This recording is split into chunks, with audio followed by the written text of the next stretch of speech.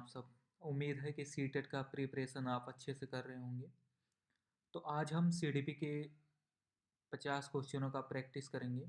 तो हमारा पहला क्वेश्चन है, कक्षा 5 का एक छात्र गणित में बार बार गलतियां करता है। शिक्षक उसे डांटने के बजाय यह कहता है, गलतियां यह बताती हैं कि तुम सीख रहे हो। यह कथन किस दृष्टिकोण को दर्शाता है? हमारा पहला ऑप्शन है व्यवहारवादी, परिपक्वता आधारित, रचनावादी या पूर्णतः अनुशासनात्मक। तो इसमें हमारा ऑप्शन थर्ड सही हो जाएगा, रचनावादी, क्योंकि गलतियों को सीखने की प्रक्रिया का भाग मानना रचनावादी दृष्टिकोण कहलाता है। एक शिक्षक पाठ पढ़ाते समय छात्रों से उनके दैनिक अनुभवों के उदाहरण मांगता है। इसका मुख्य उद्देश्य क्या है? समय भरना, मतलब टाइम पास, या स्मरण जांचना, कितना याद है ये जांचना, नए ज्ञान को पूर्व ज्ञान से जोड़ना, या केवल सहभागिता दिखाना। तो इसमें हमारा ऑप्शन थर्ड सही हो जाएगा, नए ज्ञान को पूर्व ज्ञान से जोड़ना। देखिए, सीखना तभी अर्थपूर्ण होता है जब हम अपने पूर्व अनुभवों को नए अनुभवों से जोड़ें। कक्षा में एक छात्र उत्तर देने से हिचकता है क्योंकि उसे गलत होने का डर है। इस स्थिति में शिक्षक का सबसे उपयुक्त कदम होगा उसे बाध्य करना, मतलब रोक देना, उत्तर स्वयं बता देना, सुरक्षित वातावरण बनाना, या अतिरिक्त लिखित कार्य देना। तो इसमें हमारा ऑप्शन थर्ड हो जाएगा, सुरक्षित वातावरण देना, यानी भयमुक्त, डर मुक्त वातावरण देना, जिससे छात्र खुल के टीचर से इंटरेक्शन कर सके और अपने डाउट को पूछ सके। शिक्षक सभी छात्रों को एक सा कार्य देता है जबकि क्षमताएं भिन्न भिन्न हैं। यह दर्शाता है निष्पक्ष शिक्षण, समय प्रबंधन, व्यक्तिगत भिन्नताओं की अनदेखी, या समावेशी दृष्टिकोण। तो इसमें हमारा थर्ड ऑप्शन सही हो जाएगा, व्यक्तिगत भिन्नताओं की अनदेखी। मतलब सभी को एक कार्य देना विविधता की उपेक्षा है।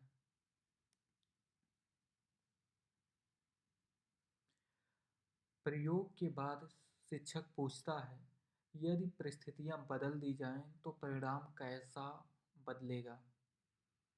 यह प्रश्न किस स्तर का है? स्मरण स्तर का, समझ, अनुप्रयोग या विश्लेषण, या तथ्यात्मक? तो इसमें हमारा ऑप्शन थर्ड सही हो जाएगा, अनुप्रयोग या विश्लेषण। परिस्थितियां बदलने पर परिणाम सूचना उच्च स्तर का प्रश्न है।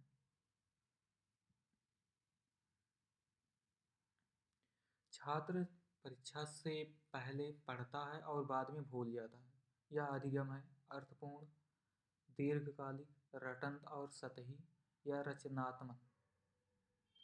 तो इसमें हमारा ऑप्शन थर्ड सही हो जाएगा, रटंत या सतही।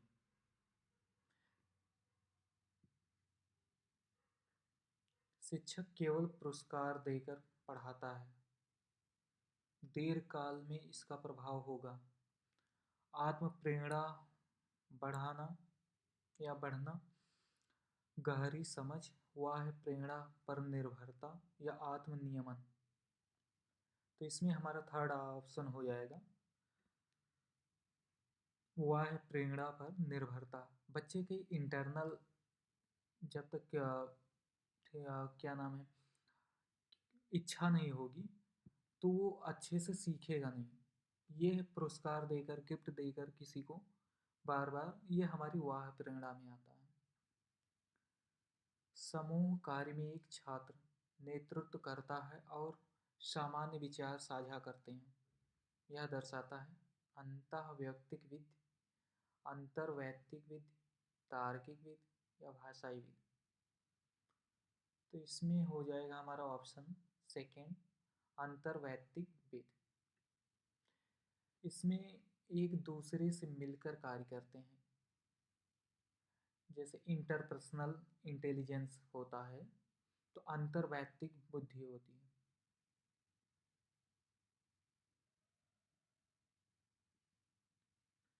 शिक्षक कॉपी में केवल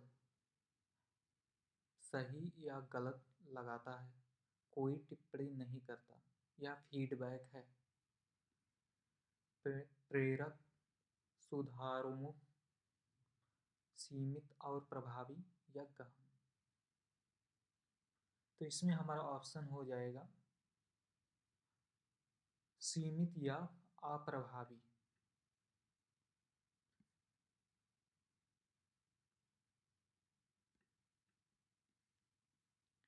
पहले सीखी गई विधि नई विधि सीखने में बाधा बन रही है। यह है सकारात्मक स्थानांतरण, नकारात्मक स्थानांतरण, परिपक्वता या आत्म प्रेरणा। तो इसमें हमारा ऑप्शन सेकंड सही हो जाएगा, नकारात्मक स्थानांतरण। शिक्षक प्रश्न पूछकर तुरंत उत्तर भी दे देता है, इससे प्रभावित होगा समय प्रबंधन, अनुशासन, छात्रों का चिंतन या पाठ्यक्रम कवरेज। तो इसमें हमारा थर्ड ऑप्शन सही हो जाएगा, छात्रों का चिंतन। क्योंकि उन्हें उनकी क्रिएटिव माइंड डेवलप ही नहीं होगी यदि सडन आंसर मिल जा रहा है उन्हें। छात्र सुनने की बजाय करके सीखना पसंद करता है। उसकी सीखने की शैली है श्रवण, दृश्य, क्रियात्मक या भाषाई। तो इसमें हमारा ऑप्शन सेकंड हो जाएगा, आई मीन थर्ड हो जाएगा, क्रियात्मक। इसमें बच्चा जो है लर्निंग बाय डूइंग करके सीखेगा, तो उसको ज़्यादा प्रभावी होगा। कक्षा शांत है पर सीखने में रुचि नहीं।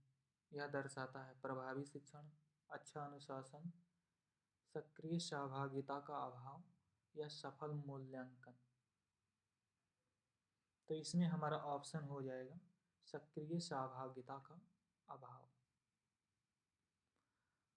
पाठ के बीच समझ जांचने के लिए प्रश्न पूछना है, सत्यापन मूल्यांकन, निदानात्मक, प्रारूपिक, तुलना या आधारित। तो इसमें हमारा ऑप्शन सही हो जाएगा प्रारूपिक।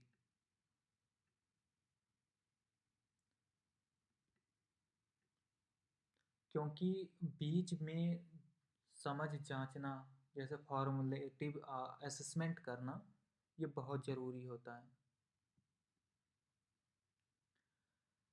छात्र अपनी गलती स्वयं पहचान कर सुधार करता है। यह दर्शाता है बाह्य नियंत्रण, आत्मनियमन, प्रतिस्पर्धा या अनुकरण।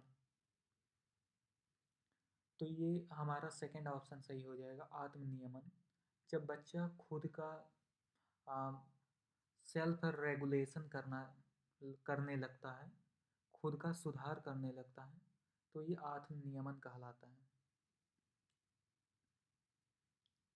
समावेशी कक्षा में शिक्षक को चाहिए औसत छात्र पर ध्यान, एक ही विधि, लचीलापन और विविध रणनीतियाँ, पाठ्यक्रम कम करना। तो इसमें हमारा ऑप्शन हो जाएगा थर्ड, लचीलापन और विभिन्न विधियाँ। केवल नोट्स रटने से विकसित होगा विश्लेषण, सृजनात्मकता, अकाल्पनिक स्मरण या समस्या समाधान। तो इसमें हमारा ऑप्शन थर्ड हो जाएगा, अकाल्पनिक स्मरण। भय का माहौल सामान्यतः प्रश्न पूछने की प्रवृत्ति को बढ़ाता है, जोखिम लेने को बढ़ाता है, सतही अधिगम बढ़ाता है या आत्मविश्वास बढ़ाता है। तो इसमें हमारा ऑप्शन जो हो जाएगा थर्ड, सतही अधिगम को बढ़ाता है। इससे बच्चा जो है गहरी भय से गहरी सोच नहीं डेवलप कर पाता। सोचने का समय देना है, समय की बर्बादी, उच्च स्तरीय चिंतन को बढ़ावा, नियंत्रण की कमी या केवल तेज छात्रों के लिए। तो इसमें हमारा ऑप्शन सेकंड हो जाएगा, उच्च स्तरीय चिंतन को बढ़ावा देना। प्राकृतिक पौधों जानवरों में रुचि दर्शाती है, भाषाई, संगीतिक, प्राकृतिक बुद्धि या तार्किक। तो इसमें हमारा ऑप्शन हो जाएगा थर्ड, प्राकृतिक बुद्धि। प्रभावी शिक्षक केवल पुरस्कार पर निर्भर, सभी को सामान्य मानने वाला या विविध आवश्यकताओं को पहचानने वाला या केवल परिणाम पर केंद्रित। तो इसमें हमारा ऑप्शन हो जाएगा थर्ड, विविध आवश्यकताओं को पहचानने वाला।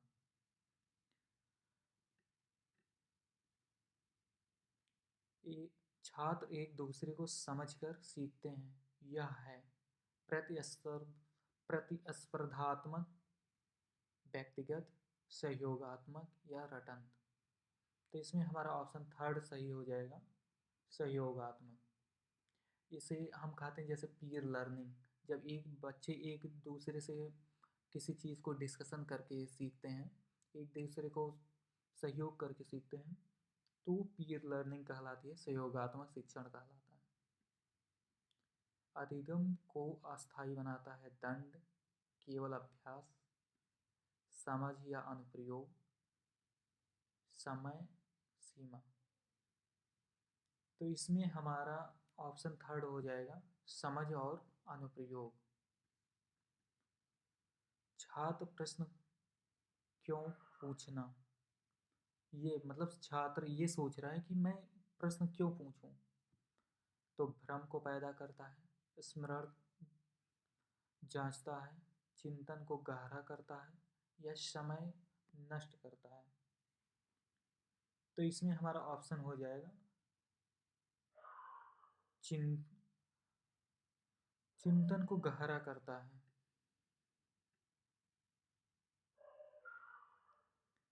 सॉरी, इसमें हमारा जो है, यदि छात्र ये सोचेगा कि प्रश्न को क्यों पूछना, तो वो भय में है, वो अच्छे से इंटरेक्ट नहीं करना चाह रहा है, वो सोच रहा है कि कैसे भी करके इस टॉपिक को निकाल दिया जाए, तो उसके अंदर भय एक रूप है, तो इसमें भय पैदा हो रहा है, इसकी वजह से वो बच्चे से इंटरेक्शन नहीं कर पा रहा। अधिगम का सबसे उपयुक्त अर्थ है परिपक्वता के कारण व्यवहार में परिवर्तन, व्यवहार में अस्थायी परिवर्तन, अनुभव के कारण व्यवहार में अपेक्षाकृत अस्थायी परिवर्तन या वंशानुक्रम से होने वाला परिवर्तन। तो इसमें हमारा ऑप्शन थर्ड हो जाएगा, अनुभव के कारण व्यवहार में अपेक्षाकृत अस्थायी परिवर्तन। छात्रा प्रश्न पूछने से डरती है क्योंकि पहले हंसी उड़ाई गई। उपयुक्त रणनीति, बाध्य करना, केवल सही छात्रों को अवसर, सुरक्षित वातावरण या अतिरिक्त अभ्यास। तो इसमें हमारा ऑप्शन जो है थर्ड सही हो जाएगा, सुरक्षित वातावरण। अपने शब्दों में समझाओ, कहने से बल है, स्मरण, नकल, समझ या अनुशासन। तो इसमें हमारा थर्ड ऑप्शन हो जाएगा, समझ। चित्र देखकर सीखना बनाम करके सीखना कहलाता है। मतलब कोई चीज़ हम देख कर सीख रहे हैं और कोई चीज़ करके सीख रहे हैं, तो इन दोनों में से क्या कहलाता है? ये कह रहा है प्रेरणा की कमी, सीखने की भिन्न शैलियाँ, अनुस अनुशासन समस्या या बुद्धि अंतरण। तो इसमें हमारा ऑप्शन हो जाएगा सेकंड, सीखने की विभिन्न शैलियाँ। केवल व्याख्यान विधि से सभी सक्रिय, सभी की जरूरत, कुछ छात्र निष्क्रिय या सृजनात्मकता बढ़ेगी। तो इसमें हमारा ऑप्शन हो जाएगा कुछ छात्र निष्क्रिय हो जाएंगे।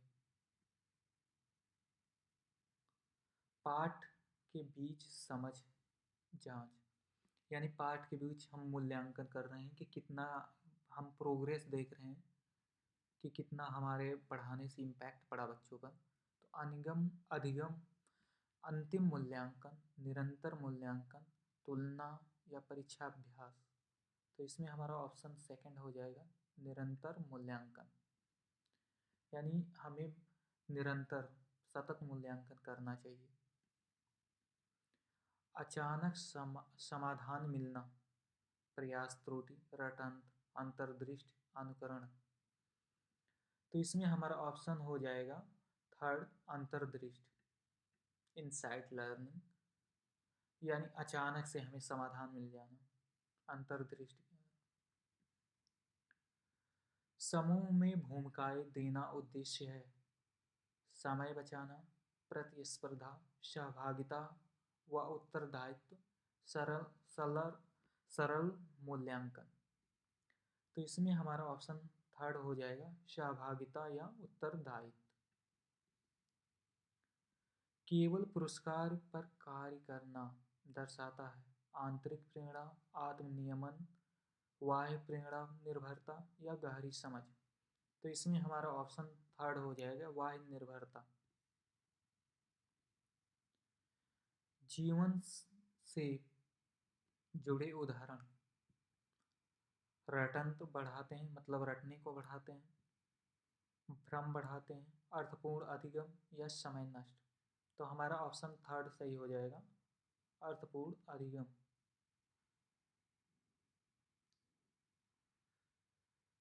कक्षा शांत पर रुचि नहीं, मतलब हमारा क्लास जो है शांत है पर इंटरेस्ट नहीं ले रहे हैं हमारे टीचिंग में।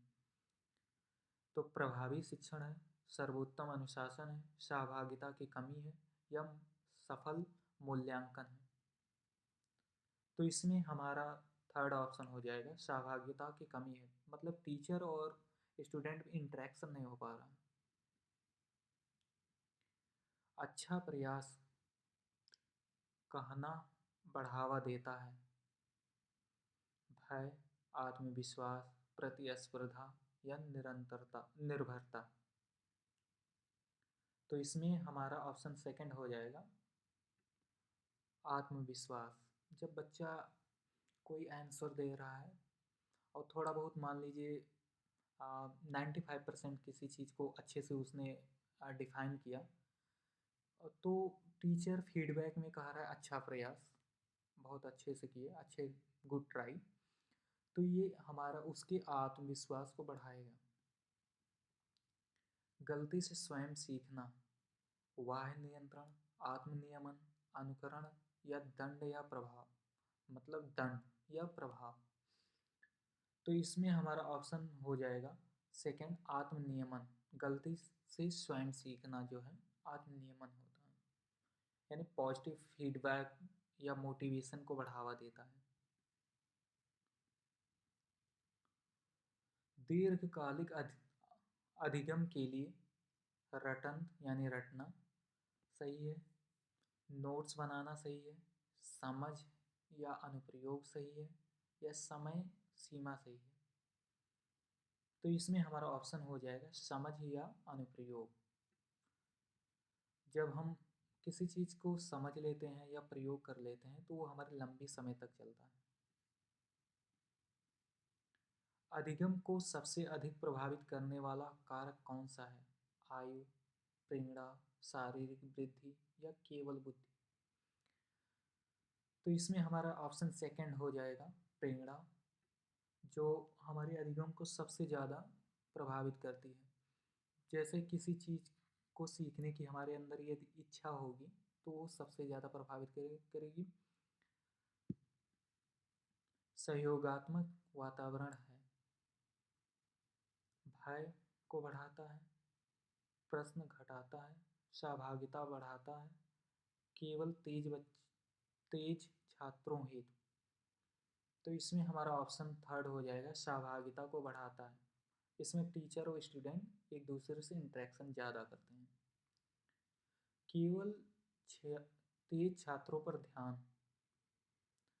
प्रबंधन सुधारें, सभी का विकास, कुछ छात्र पीछे, मूल्यांकन सरल। मतलब तेज छात्रों पर ध्यान, इससे क्या स्पष्ट हो रहा है? यदि टीचर तेज छात्रों पर ही ध्यान दे रहा है तो इससे हमारा जो है कुछ छात्र पीछे हो जाएंगे, हमारी समावेशी शिक्षा नहीं होगी। समावेशी शिक्षा जिसमें सभी को एक साथ देखा जाता है। पाठ योजना में लचीलापन, पाठ्यक्रम बड़ा, सभी समान, आवश्यकताएं भिन्न या समय की कमी। तो इसमें हमारा ऑप्शन थर्ड हो जाएगा, आवश्यकताएं भिन्न।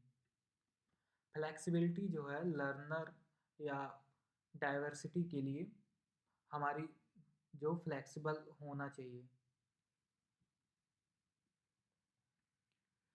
मेन जो हमारा शिक्षण जो है फ्लेक्सिबल होना चाहिए, लचीला होना चाहिए। जैसे कोई बच्चा यदि तेज है तो उसको थोड़ा सा, मान लीजिए हम उसके लेवल का पढ़ा रहे हैं, और कोई बच्चा कम थिंक कर पा रहा है, कम सोच पा रहा है उस चीज़ को, तो हम उसके अकॉर्डिंग करेंगे। मतलब हम अपने लेवल को अप और डाउन दोनों करें, लचीलापन लेकर आएँ, फ्लेक्सिबल रहें। केवल सही उत्तर पर ध्यान, विश्लेषण है, सृजनात्मकता है, परीक्षा उन्मुख सोच है या आत्मनियमन है।